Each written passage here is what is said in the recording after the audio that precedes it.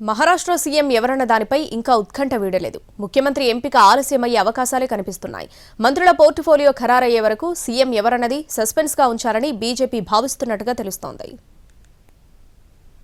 Maharashtra assembly ఎన్నికల్లో మహాయుతి కూటమి ఘన విజయాన్ని సాధించిన ఒకెత్తైతే సీఎం ఎంపిక మరో ఎత్తులో తయారైంది. పీఠం ఎవరన్న దానిపై పీట ముడిపడింది.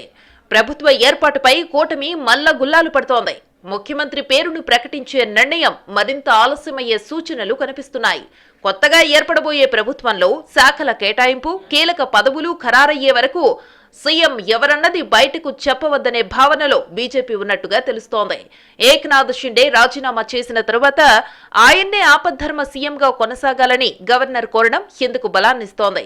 ఇప్పుడప్పుడే తొందరపడి పేర్లు ప్రకటించవద్దనే భావనలో పార్టీ ఉందని మహారాష్ట్ర బీజేపీలో చర్చ నడుస్తోంది.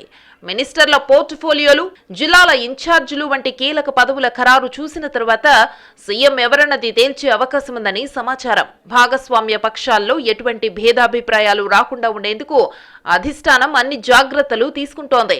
పార్లమెంటు సమావేశాల నేపథ్యంలో మహారాష్ట్ర నేతలతోనూ సుదీర్ఘ మంతనాలు జరుపుతోంది.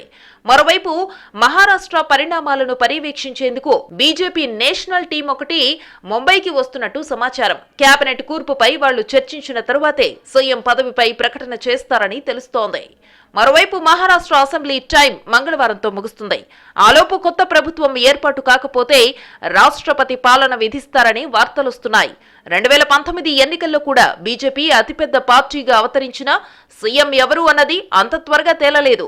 అయితే మహారాష్ట్రకు కాబోయే సీఎం ఫడ్నవీసే అని శివసేన యూబీటీ ఎంపీ సంజయ్ రౌత్ అంటున్నారు.